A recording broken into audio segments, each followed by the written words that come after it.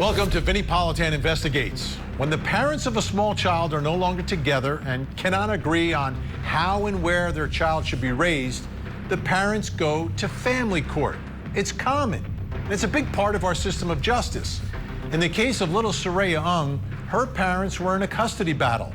But now, just one parent knows where Seraya is, and he is missing.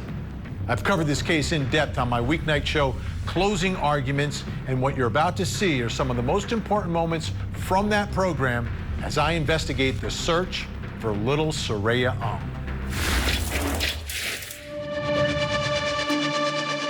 This is little Seraya Aung, a 2-year-old girl with young parents who are no longer together as a couple. Seraya's mom is Samara. She was living in Pullman, Washington. Seraya's dad is Aaron, who was living close by in Moscow, Idaho. Samara and Aaron shared custody, but when Aaron didn't show up for an exchange drop-off with Seraya, her mom got worried and called police. And now there's a manhunt for Aaron and a search underway for little Seraya. Tonight, we will bring in our experts with all the latest in this search, including a major twist that could turn this case on its head as we investigate the search for little Seraya. I'm Vinnie Politan. Thank you so much for joining us tonight here on Closing Arguments. And this is a story. This thing is breaking now. There is a child who is missing. Let me introduce you to little Seraya. Take a look. Oh my goodness. Look at those eyes. Look at those big brown eyes, the smile, the happiness. Absolutely amazing. Absolutely amazing. Now this young child has young parents. Here's some images and pictures of her with her mom, Samara, and mom is happy. You look at mom, you know, just having that bundle of joy in her arms. I want you to take a look now, just so you understand what is happening now, that this child is not with her mother. This child is missing.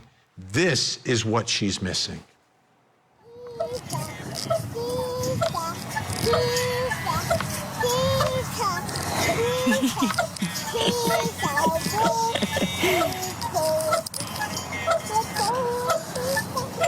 Yuck, your fingers are nasty.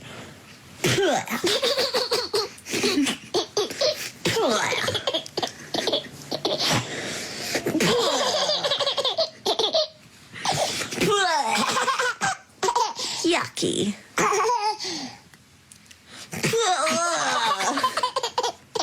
Dinosaur. Yeah. Pig. Oh, you get the dinosaur case. Where's the dinosaur? You're riding a dinosaur. So this is what's missing right now. This mother and daughter are not together. And I understand there are custody battles, there are issues. It's often very complicated, very layered. But we have rules and we have processes for all of this to be handled, and it should always be handled in the best interest of the child. And how on earth is it in the best interest of this child to not be with her mom tonight, and for her mom to not know where she is?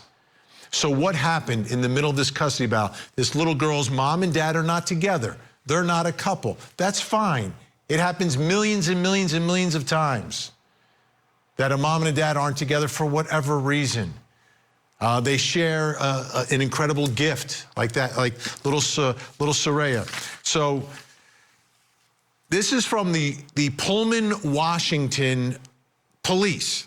The Pullman Police Department and the FBI are investigating the report of a missing 2-year-old female, Seraya Aung Harmon.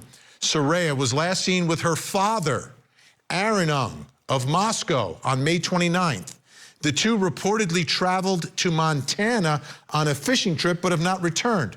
Seraya was scheduled to be returned to her mother, shared custody, in Pullman on June 3rd of 2024. They did not appear at the scheduled custody exchange. Aaron Aung may be traveling with 21-year-old Nadia Cole, formerly a Pullman resident. Nadia Cole was reported missing to the Port of Seattle Police Department on May 29th, 2024. So now you've got 2 young adults and a child that we're looking for. Let's begin with Aaron Aung, the father, 5'9", approximately 135 pounds, black hair, brown eyes, wanted for first-degree custodial interference, and there's a belief that he may be headed to or in Mexico, but we don't know. Could be anywhere. With him, Nadia Cole. This is her missing poster. 21 years old, 5'9", green eyes, blonde hair, went missing the same day as baby Seraya was last seen at the Seattle-Tacoma International Airport. So what's the connection between these two? Take a look at the photo. Engaged. Got engaged in November. So you've got Aaron and his new fiancée missing with his baby. But it's not her baby. The baby has a mom. So what's the situation with Nadia Cole? Well, take a look. We have some airport surveillance video. She was about to fly to Europe with her family to celebrate graduating college. She's at the airport with her family. She leaves her bags at the terminal, said she was going to the bathroom, and then left the airport and has been missing since. Coming up next. It seemed like a normal custodial exchange. He was a little bit early, which was somewhat out of character when he picked her up, and in a hurry.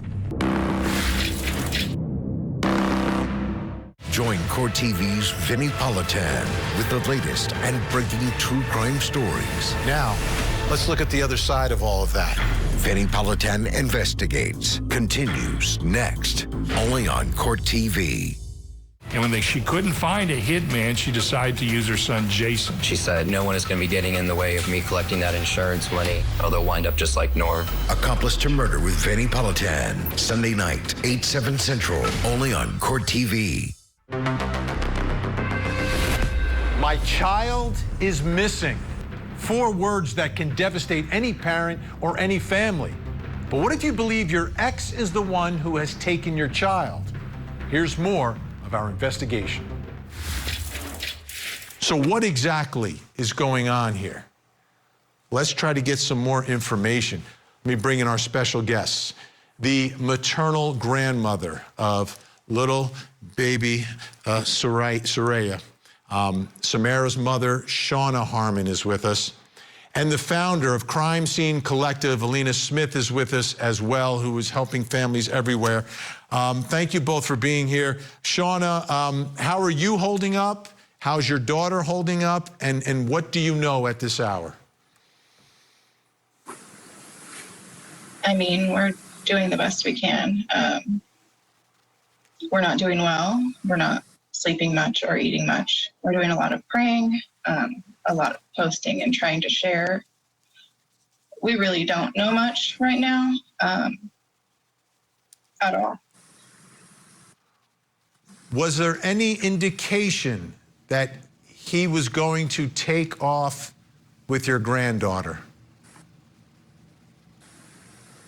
No, nothing that I'm aware of. It seemed like a normal custodial exchange. He was a little bit early, which was somewhat out of character when he picked her up, and in a hurry. But Samara thought he was maybe late for a job or something and didn't really think anything of it. And I mean, the time without her daughter is always hard for her, and so she was obviously upset, as she always is, but there was nothing out of the ordinary. Do you have a message for him tonight?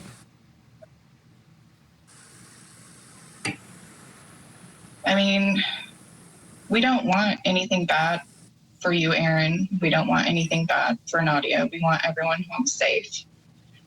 That's all we care about. If you need help, if you're stuck somewhere, if you're afraid, I mean, we'll support you even. We just need to know that she's okay, and we just want her home.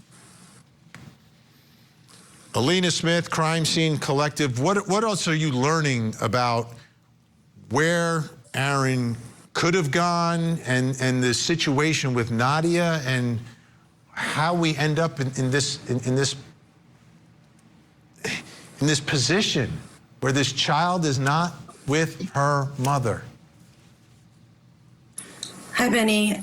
You know, it's such a bizarre case. Nadia was set to go on a three-week vacation with her family to Europe, and 3 hours, so that was around 3:18 that she received a distress call or something, and she kind of looked like something was wrong, and she took off from the airport. But then that's about 4.5 hours from Pullman. So, but 3 hours later, he's picking up the baby, and you know, we're trying to figure out, like, how did they meet together at this point, you know? And then there's the, you know, information they went to Montana, but we really think that was just to, like, make everybody start looking in Montana when they were headed, you know, either to Mexico or Canada at this point. And as of last Friday, we have information that the car that belongs to the Aung family was spotted in Mexico.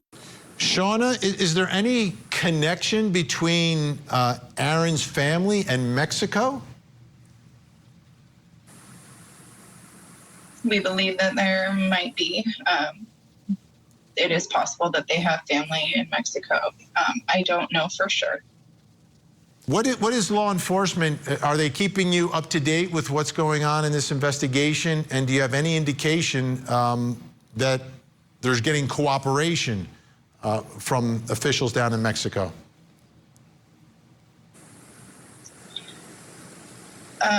We have been being updated that they're looking everywhere. They're not just looking in Mexico. Again, the car was seen crossing the border. I don't know when. They didn't give me that information. But to my knowledge, we don't know exactly who was in the car. So we don't know if that might be another diversion tactic. So they're looking everywhere. They're not giving us a ton of information.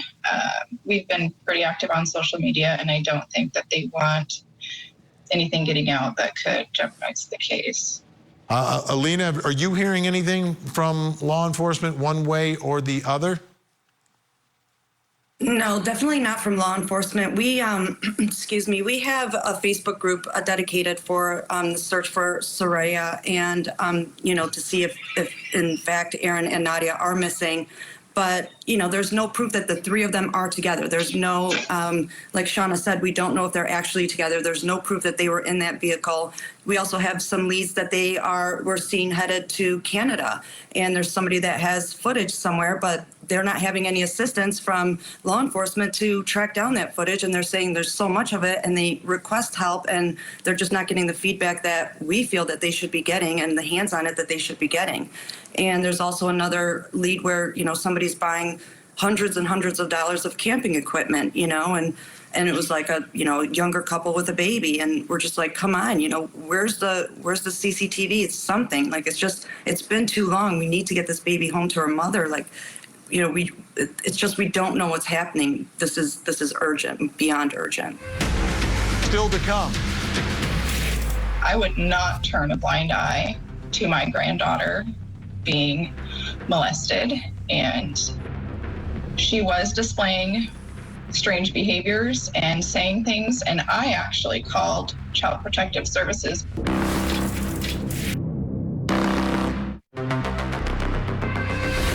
So what should the family of a fugitive accused of taking his child away from her mother say?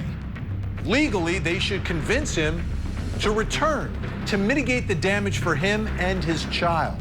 But the family of Aaron Aung seems to be doing the exact opposite. So that's Aaron Aung with his daughter, right? And yeah, a father should be with his daughter, but a father should not be absconding from the law and absconding from justice. And that's what's happening in this case. Little Seraya is missing. They're looking for dad, they're looking for dad's fiance, and they're looking for this child.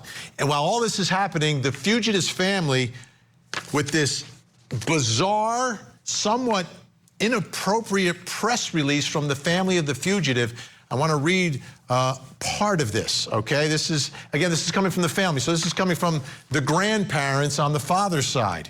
Aaron Aung and Nadia Cole are extremely responsible, resourceful, smart young adults with excellent work ethics. Aaron is an operations manager responsible for teams across multiple business divisions with a goal to join the National Guard. Good luck with that now. And Nadia, a Washington State University graduate with a high GPA, was studying for her law degree. Okay, yeah, you should study a criminal law degree at this point to represent your fiance. They both have high moral standards, a strong sense of justice, right and wrong. Both are very compassionate and loving individuals. Seraya, our most precious granddaughter, is in very capable hands. Our family's observation on the inside is that they acted on Seraya because they felt she was in imminent danger. Our family observed how much Nadia took to loving Seraya and caring for her like her own daughter. Not your daughter. Before their gone missing status, both Aaron and Nadia observed Seraya coming to their home and stinking like weed, dog urine, smelling dirty like a garbage truck and unkempt. Seraya would be received with dirty nails, pen marks, and rashes in her private areas. We hope this clears up any misinformation on these matters in the press. Let's start with that little piece right there. And still with us is Alina Smith and Shauna Harmon. Shauna is grandma for little Seraya. I wanted to give you an opportunity because when I read this, first of all, it's off the wall bonkers, but wanted to give you an opportunity to respond to some of these accusations and give me your reaction to them talking about how great Aaron the fugitive is.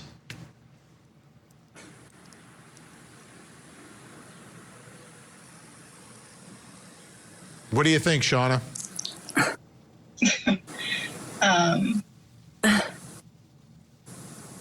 On a personal level, I don't want to say anything bad about Aaron. I don't think that this decision was a wise one. I don't think they were in fear for Seraya. She was definitely not in imminent danger from her mother or anyone on this side of the family. Aaron's very young, very impressionable. I do not think that he just decided to rescue his daughter from this made-up, terrible situation. Alina, have you had any contact with with this family from the other side? Are they saying anything? The page that we created to follow this, they are on there. So it's the brother and the sister of Aaron, and they post and comment all the time. It's pretty much the same thing. They just want to disparage Samara and, just say they put all of this stuff on the page before they even put this statement out. And so, a lot of this stuff is not a surprise to myself because they were trying to, already leave these little breadcrumbs everywhere as they were posting. I wanted to read another accusation coming from the Aungs here. The baby would have unusual behavior, such as saying go away when her diaper was being changed. There is suspicion that Seraya may be getting molested. Samara's half-brother is reputed to be a pedophile, and he spends a significant amount of time with Samara, whom he raped when they were young. Shauna, the accusation's out there. I wanted to give you an opportunity, if you wanted to respond to that. Don't feel obligated, whatever you're comfortable with. I will say that it's very unfortunate that Samara's trauma is being used against her. Her half-brother is not around Seraya for obvious reasons. Our entire family is very protective of the children in it. When Samara was victimized as a child, I'm the one that turned it in. I would not turn a blind eye to my granddaughter being molested, and she was displaying strange behaviors and saying things, and I actually called Child Protective Services because of that back in March.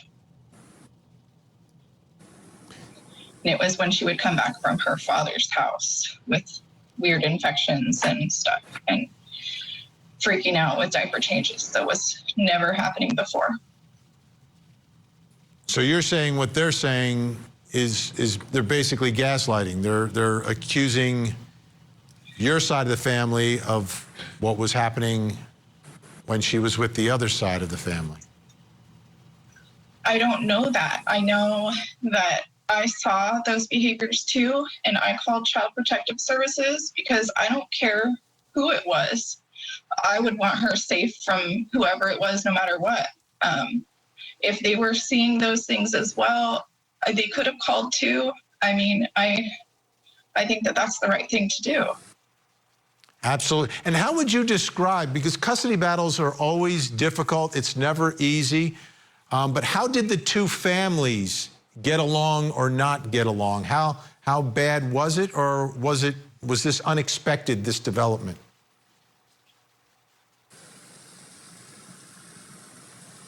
The development itself was unexpected.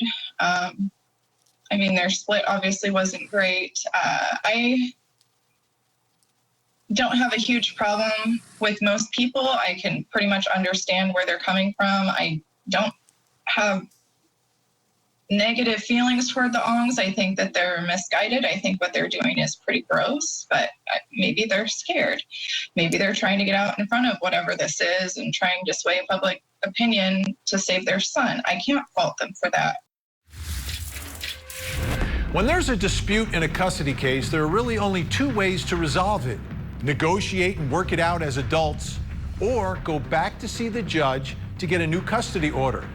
In both instances, the child can be shielded from the conflict. But when you run and hide, the child is in the middle of it all, and that's never in the best interest of that child. I'm Vinnie Politan. Thanks for joining the investigation, and I'll see you weeknights at 8 p.m. Eastern on Closing Arguments.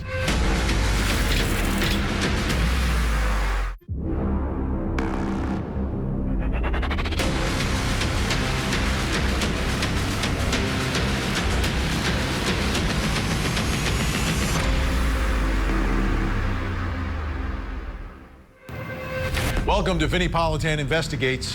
When a child is taken, the fear is the person responsible will do horrific things to the child. But when the child is taken by her own father, the first question is why? And that's what's happening in the case of little Seraya Aung and her father Aaron, who is wanted by authorities. I've covered this case in depth on my weeknight show, Closing Arguments, and what you're about to see are some of the most important moments from that program as I investigate the search for little Seraya Aung.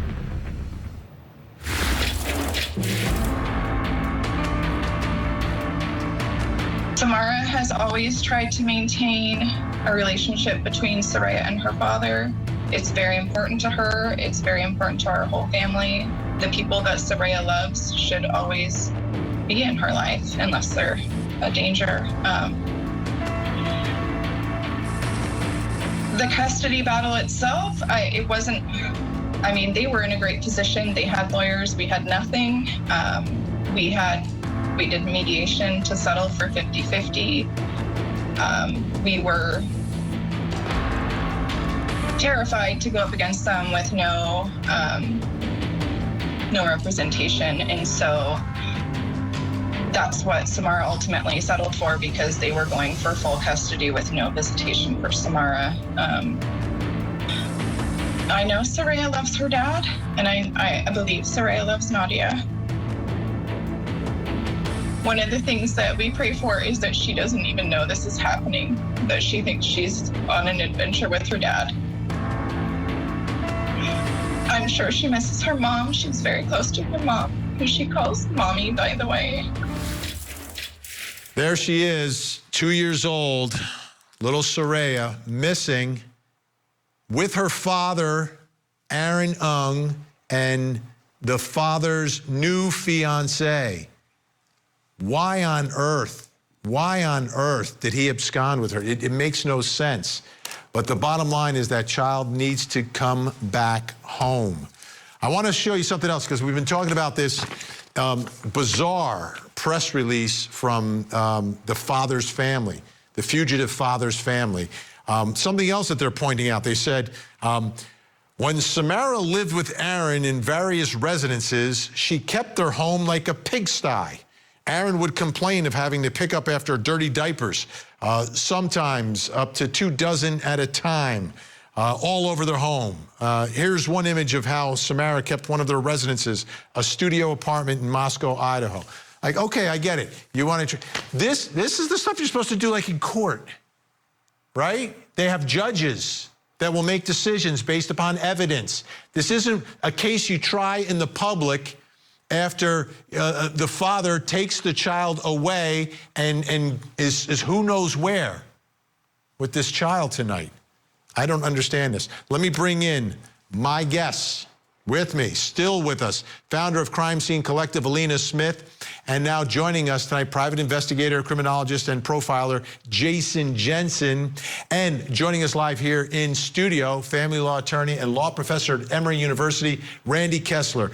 Randy, I want to begin with you on this, and I'm so glad you're able to come in tonight, on a Friday night, by the way.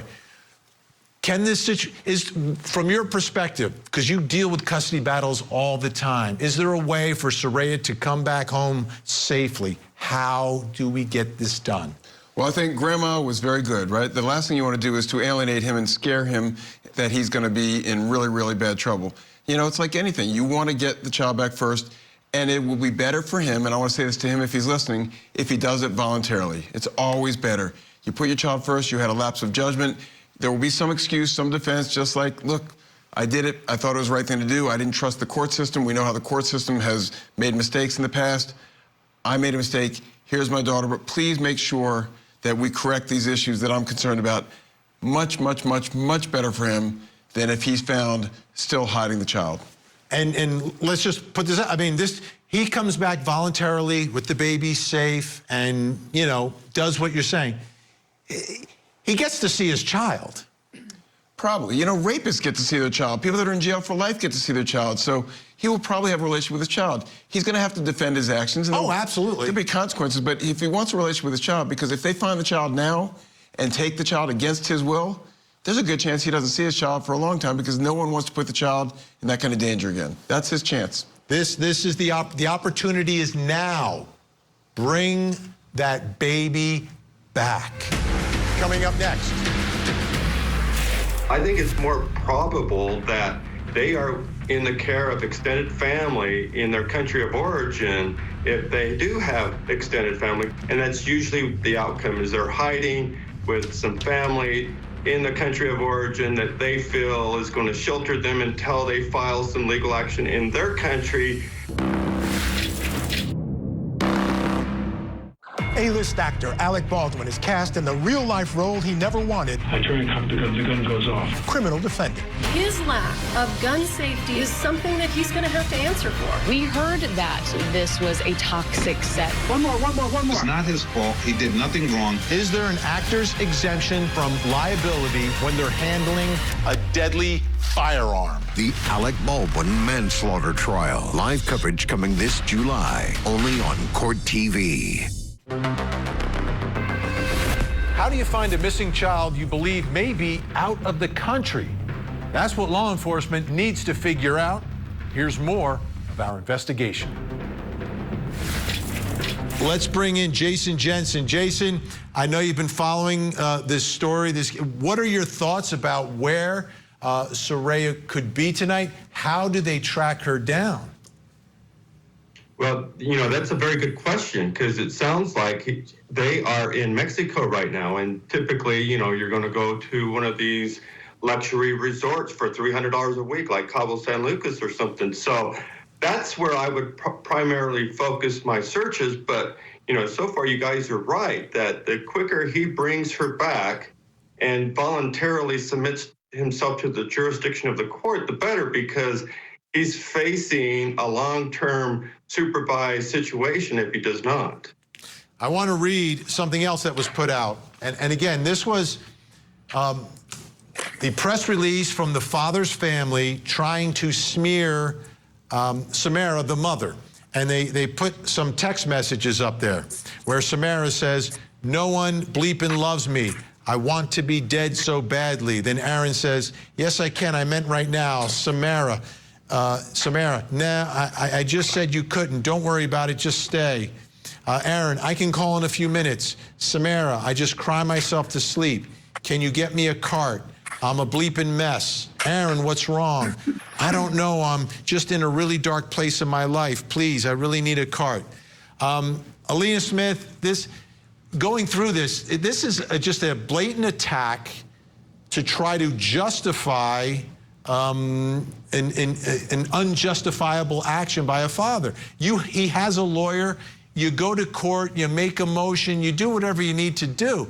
You don't do this, but now they're making it worse by trying to justify it. Right, I know. And I went through everything as well, and I made notes. And on that one, you know, sometimes people use cannabis for a lot of things. And to me, that looks like she was going through some anxiety, and maybe that's what she needed it for. We don't know if she has a diagnosis. We have no idea because we don't hear that side of it. They have decided to be, you know, just not act like they are. I'm sorry. But I wanted to talk about the other text message that he put on there, the one that shows timestamps. And it says that I'm on the phone with my sister, and then it says, okay, that's fine. And then later on she goes, I'm sorry, I felt like this, I'm sorry. But then they circled, well, I get in my head, my trauma brain makes me, my decisions and, you know, whatnot. But the timestamps on there show that she wrote that around 1 a.m. or so, and then her next one is around 5 a.m.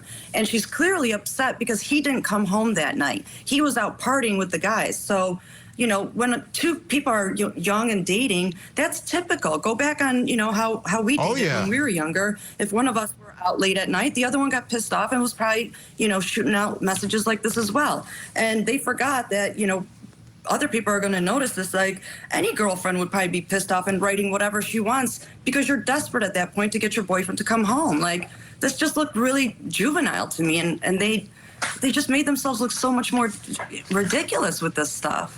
Now, they're not originally from this country, the family, and Randy, I want to read to you part of their justification here for the actions of their son.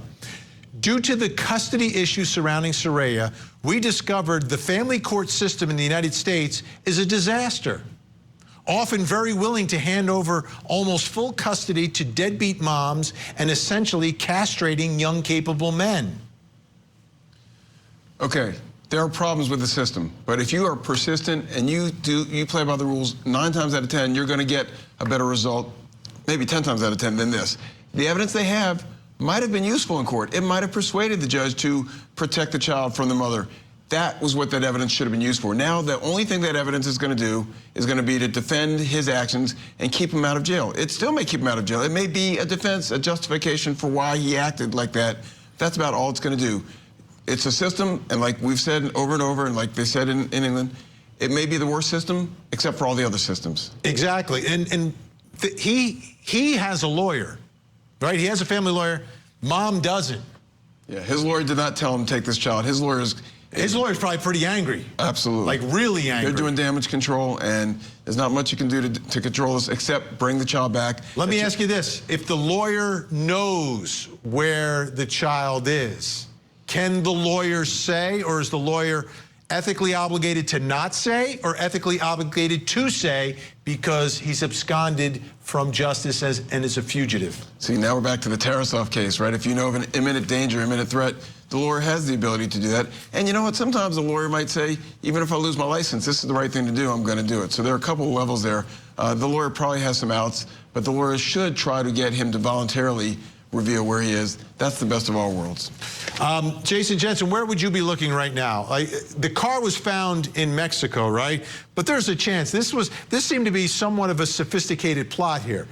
And could it be a diversion, like we've been saying? Like you give the car to someone else in the family, you park it, you leave it down in Mexico. We'll leave the 2014 XTS down there. We'll put him in a Honda and send him up to Canada.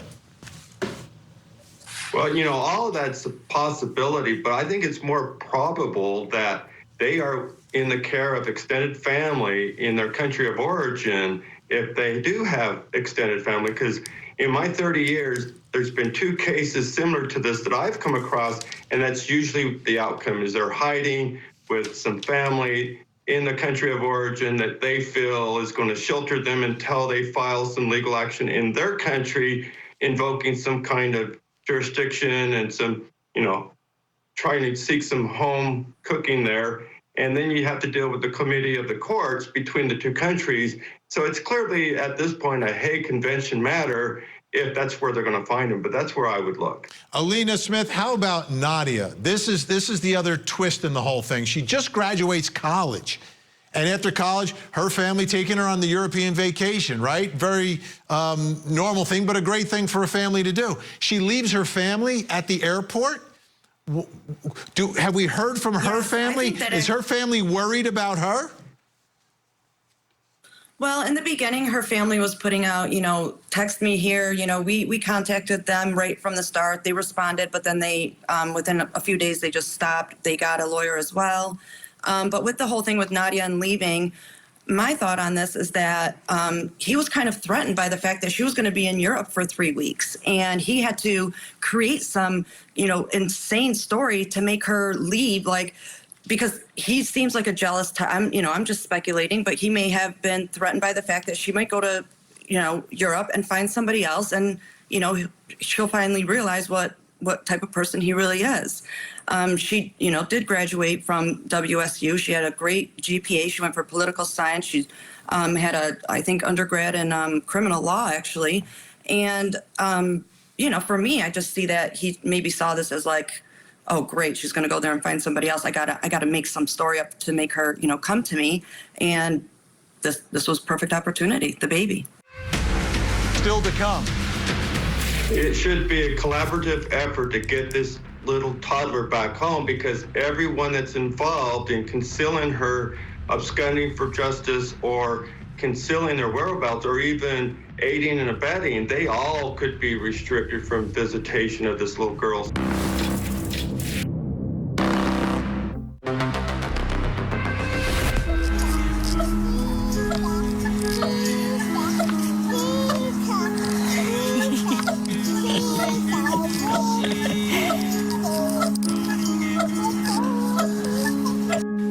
Yuck, your fingers are nasty.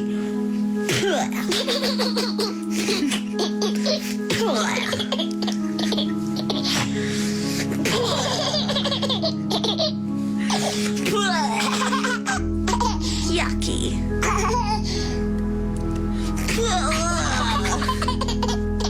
Dinosaur. Yeah. Pig. Oh, you gave the dinosaur a kiss. Where's the dinosaur? You're riding a dinosaur.